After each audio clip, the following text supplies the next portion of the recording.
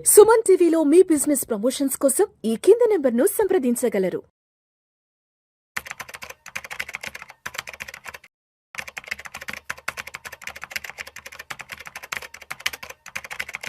Sir Giribabu గారు నమస్తే sir. నమస్తే అండి. గిరిబాబు గారు, అమెరికాలో ఉన్నటువంటి భారతీయ ఎన్ఆర్ఐలు దాదాపు ఒక 40% మంది తిరిగి మళ్ళా భారతదేశానికి వచ్చేద్దాం అనుకుంటున్నారు అమెరికా నుంచి.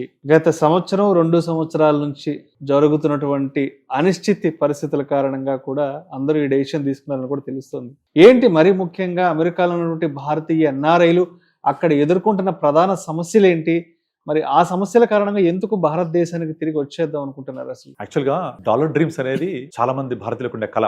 డాలర్ డ్రీమ్స్ మీరు ఒక 10 ఏళ్ల క్రితం చూస్తే మా అమ్మాయి పెళ్లి సంబంధం అమెరికా, అది మా సినిమా అమెరికాలో షూటింగ్ చేశారు, మా సినిమా మొత్తం షూటింగ్ అంతా అమెరికాలో అయింది, ఈ కథకి నేపథ్యం అమెరికా, సో మా పిల్లోడు అమెరికాలో చదువుకుంటున్నాడు అని చాలా గొప్పగా చెప్పేవాళ్ళు అందరూ. సో అమెరికా అంటేనే ఔన్నత్యానికి, ఒక అత్యుత్తమైన స్థానానికి ప్రతినిధి, కళల ప్రపంచానికి అదొక దిక్సూచి లాంటిది, ఒక రైల్ ఇంజన్ లాంటిది, అది ప్రపంచం మొత్తానికి ఒక డ్రైవింగ్ ఫోర్స్ లాంటిది అది. అలాంటి అమెరికా డాలర్ డ్రీమ్స్ ఇప్పుడు నెమ్మదిగా సన్నగిల్లిపోతున్నాయి.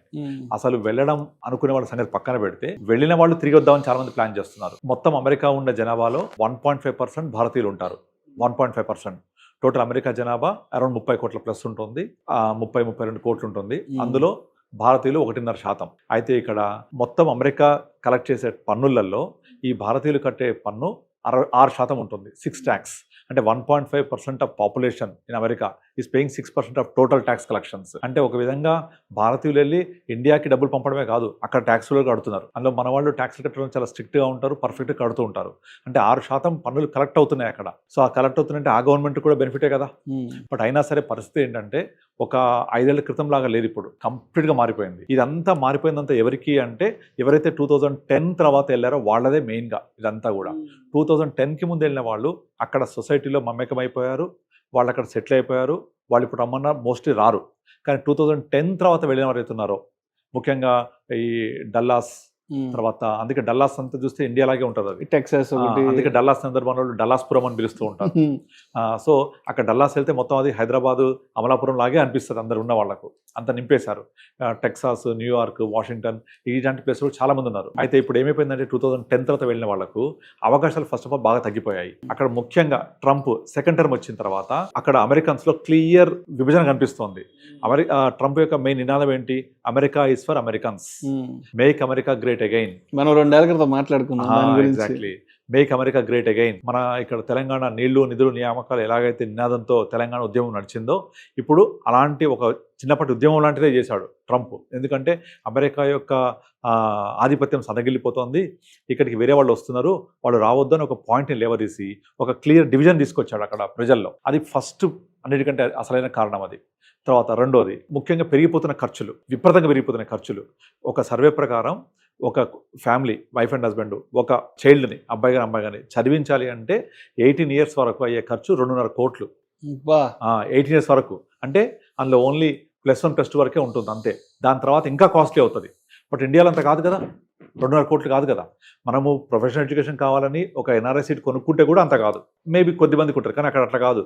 సాధారణంగా ఎవరైనా ఒక అబ్బాయిని కదా అమ్మాయిని చదివించాలి అంటే 18 ఇయర్స్ వరకు వాళ్ళు పెట్టే ఖర్చు యావరేజ్గా 2.5 crores. ఇక ఇంటి అద్దెలు విపరీతంగా పెరిగిపోయాయి. అండ్ అన్నిటికన్నా ముఖ్యంగా అవకాశాలు తగ్గిపోతున్నాయి అక్కడ. ఇప్పుడు మన ఇక్కడ నుంచి వెళ్ళిన వాళ్ళకు, లోకల్గా వెళ్ళిన వాళ్ళకు అక్కడ వెళ్ళి రెస్టారెంట్లో పనిచేయడమో, లేకపోతే వేరే చోట పనిచేయడమో, పెట్రోల్ బంక్స్లో పనిచేయడం తప్ప ప్రొఫెషనల్ జాబ్స్ ఏవి రావట్లేదు. మీరు నమ్మడమోపోండి, నాకు ఆల్మోస్ట్ వీక్లీ ఒక 2-3 కాల్స్ వస్తూ ఉంటాయి, పర్టికులర్ యూఎస్, కెనడా నుంచి, ముఖ్యంగా యూఎస్ నుంచి. వాళ్ళందరూ వచ్చి స్టీరియోటైపిక్ లాగా అందరూ ఒకటే రిక్వైర్మెంట్ అడుగుతుంటారు. సార్ నా వయసు ఇప్పుడు 40 సంవత్సరాలు, యూఎస్లో ఉన్నాను, నేను ఒక 5 ఏళ్ల తర్వాత ఇండియాకి రావాలనుకుంటున్నాను, నాకు ఒక మంచి కార్పస్ క్రియేట్ చేయాలి, నాకు మంత్లీ ఇన్కమ్ ఒక 3-4 lakhs కావాలి, ఇక్కడ హైదరాబాద్ ఉండడానికి ఒక ఇల్లు కావాలి, ఇక్కడ ఇల్లు కావాలి, నాకు మంత్లీ 2-3 lakhs ఇన్కమ్ కావాలి, దీనికి ఎలా ప్లానింగ్ చేసుకోవాలి, ఇంకా నేను మాక్సిమం ఒక 4-5 years మించి ఉండలేను ఇక్కడ, ఆ 4-5 years కూడా ఉండనో తెలియదు, నాకు ఇదంతా ప్లానింగ్ అనేది ఇప్పుడు స్టార్ట్ చేస్తే చేయగలనా లేదా, ఎంత కాంట్రిబ్యూట్ చేయాలి, ఇదే అడుగుతుంటారు. అసలు 100% అసలు ఒక్కళ్ళు కూడా డిఫరెంట్గా మాట్లాడరు. అందరు కూడా యూఎస్ నుంచి కాల్ వచ్చింది అంటే వాళ్ళు మాట్లాడేది, నేను 5 years తర్వాత ఇండియాకి వచ్చేస్తాను, లేదా 6 years తర్వాత, లేదా మీరు తొందరగా మాకు కార్పస్ క్రియేట్ చేస్తే ఇంకా తొందరగా కూడా వస్తాం మేము. సో ఇక్కడ నుంచి పోవడం పక్కన పెట్టి అక్కడ నుంచి రావడానికి ఇష్టపడుతుండ్రు. అండ్ బోల్డ్ మంది 2023-24 తర్వాత ఇండియాలో ఇక్కడ ఒక ఇల్లు తీసుకొని ఉండడానికి ప్లాన్ చేసుకొని ఒక ప్యాసివ్ ఇన్కమ్ పెట్టుకొని అక్కడంతా వైండప్ చేసే వాళ్ళు బోల్డ్ మంది లైన్ కడుతున్నారు. మీరు ఎవరైనా సరే యూఎస్లో ఉన్న వాళ్ళని అడిగితే అందరు ఇదే ఆన్సర్ చెప్తారు. సర్ప్రైజింగ్లీ లాస్ట్ ఇయర్స్ మొత్తం మారిపోయింది సినారియో అంతా. అండ్ ఇంకొక ఇంపార్టెంట్ థింగ్ ఏంటంటే వాళ్ళకు గ్రీన్ కార్డ్ రావాలి అంటే ఇప్పుడు నడుస్తున్న షెడ్యూల్ 2010-11 నడుస్తుంది. ఇప్పుడు అంటే 2010-11-12 అప్లై చేసిన వాళ్ళకి ఇప్పుడు ఇస్తుంది 2026లో. 15-16 ఏళ్ల క్రితం అప్లై చేసుకున్న వాళ్ళు ఇప్పుడు ప్రాసెసింగ్ లో ఉన్నాయి చెప్పాలంటే. ఇక ఇప్పుడు అప్లై చేసుకున్న వాళ్ళకు అది 30 ఏళ్ళు పట్టుద్దా, 40 ఏళ్ళు పట్టుద్దా, 60 ఏళ్ళు పట్టుద్దా కూడా తెలియదు.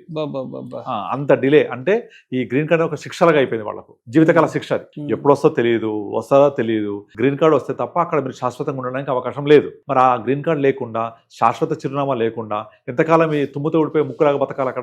కనుక మా భారతదేశం గ్రో అవుతోంది, ఇండియా ఇస్ గ్రోయింగ్. ఇప్పుడు వీళ్ళు రావడానికి ఇంకొక మెయిన్ రీజన్ ఏంటంటే ఇండియా ఇస్ గ్రోయింగ్. ఇక్కడ అవకాశాలు పెరుగుతున్నాయి. ఇండియా ఒక్కప్పుడులా కాదు, ఇట్స్ ఎమర్జింగ్ ఎకానమీ. ప్రపంచంలో ఉన్న అన్ని దేశాలకు ధీటుగా మనం నిలబడుతున్నాం. అండ్ ఒక సర్వే ప్రకారం 2050 వరకల్లా China is going to beat America. So China, USA, India ఈ మూడు ఉంటున్నాయి. అంటే ఇండియా కూడా అమెరికా సరసన నిలబడబోతోంది ఎప్పుడు 2050 వరకల్లా. కనుక అటువంటి మంచి క్లియర్ విజన్ కనబడుతుంది. కాబట్టి నేను అక్కడ ఒక బానిసలాగా అక్కడ ఒక దేశంలో బతకడం ఎందుకు అని ఇండియాకి రావడానికి ప్లాన్ చేస్తున్నారు అందరూ, ముఖ్యంగా ఈ పెరిగిపోయిన ఖర్చులు తట్టుకోలేక. ఇంకా విచిత్రంగా నేను రీసెంట్గా ఒక 2 అమ్మాయిలతో మాట్లాడాను. అక్కడి నుంచి ఫోన్ చేశారు. వాళ్ళు జాబ్స్ లేక ఏం చేస్తున్నారు తెలుసా, ఇళ్లల్లో పని మనుషులాగా పనిచేస్తున్నారు. నాకు వాళ్ళు చెప్తున్నారు, మేము వెళ్ళి ఇంట్లో గిన్నెలు కడగడము, సర్వెంట్ చేస్తున్నాం. ఇక్కడ హైదరాబాద్ మన ఇండియాలో ఉన్నప్పుడు తిన్న పళ్ళెం కూడా పక్కన పెట్టరు కదా, అక్కడికి వెళ్ళి పని పెడుతుంటే తింటారు, సోఫాలో కూర్చొని. Bitter reality. మీరు యూట్యూబ్ చూడండి, చాలా మంది వీడియోస్ కూడా చేస్తున్నారు ఈ విధంగా. మేము అమెరికా వచ్చి కష్టపడుతున్నాము, మీరు రావద్దండి ఇక్కడికి, 80% రావద్దు, ఇక్కడ డాలర్ డ్రీమ్స్ అయిపోయినాయి, మేము ఇంత కష్టపడుతున్నాము, జాబ్స్ రావట్లేదు, చదువుకున్న తర్వాత జాబ్స్ రావట్లేదు. ఇక చాలా మంది స్విగ్గీ, మనలాగే స్విగ్గీ, జొమాటో అక్కడ కూడా ఉంటాయి. సో అవి చేయడము, అవి చేస్తుంటే కూడా ఇప్పుడు గవర్నమెంట్ అక్కడ రెస్ట్రిక్షన్ పెడుతుంది తెలుసా. ఏంటంటే వాళ్ళకి అక్కడ ఒక అకౌంట్ ఉండాలి, ఈ మనీ పడాలంటే. ఆ అకౌంట్ రావాలి అంటే రెస్ట్రిక్షన్స్ ఉంటాయి దానికి, అంత ఈజీ కాదు. రెస్టారెంట్ లో పనిచేసే వాళ్ళకు టైం రెస్ట్రిక్షన్స్, తర్వాత మళ్ళీ ఒక ఏరియాలో పనిచేయాలి అంటే ఆ ఏరియా లోకలైట్ అయి ఉండాలి. అక్కడ ఇన్ని రెస్ట్రిక్షన్స్ పెట్టి చాలా ఇబ్బందులకు గురి చేస్తున్నారు. ఎందుకంటే మా ఉద్యోగాలు మాకే ఉండాలి, వేరే వాళ్ళు వచ్చి ఆక్యుపై చేయకూడదు. ఇలాంటి ఒక గీత లాంటి ఒక విభజన ఏర్పడింది సమాజంలో. సో దీనికి మనవాళ్ళు కూడా కారణమే. ఎట్లా చెప్పాలంటే నార్మల్ గా 2010, 11, 12 తర్వాత వెళ్ళే వాళ్ళందరూ కూడా మన వినాయక చవితి, మన దసరా ఇలాంటి పండుగలన్నీ బహిరంగంగా జరుపుకోవడం, రోడ్ల మీద ర్యాలీ చేయడము, సినిమా ర్యాలీలు చేయడము, పొలిటికల్ పార్టీస్. ఇక్కడ భారతదేశంలో ఎలక్షన్స్ అయితే ఆ రాజకీయ పార్టీలకు సంబంధించిన ర్యాలీలు చేయడము, అక్కడ ఫండింగ్ కలెక్ట్ చేయడము. ఇక సినిమా అయితే మన హైదరాబాద్ లో ఎలా అయితే మొదటి రోజు హంగామా ఉంటుందో అలాంటి హంగామా. కొన్ని థియేటర్స్ లో సినిమా ఆపిన సందర్భాలు కూడా ఉన్నాయి, అంత హంగామా చేస్తారు, పేపర్లు జించిపడేసి ఇవన్నీ కూడా వాళ్ళు నచ్చట్లేదు వాళ్ళకు. అంటే ఇప్పుడు మనము ఎక్కడి నుంచో ఇక్కడికి వచ్చి బతికితే, ఇప్పుడు మార్వాడి గోబ్యాక్ అని ఒక విధానం జరిగింది మన దగ్గర తెలంగాణలో.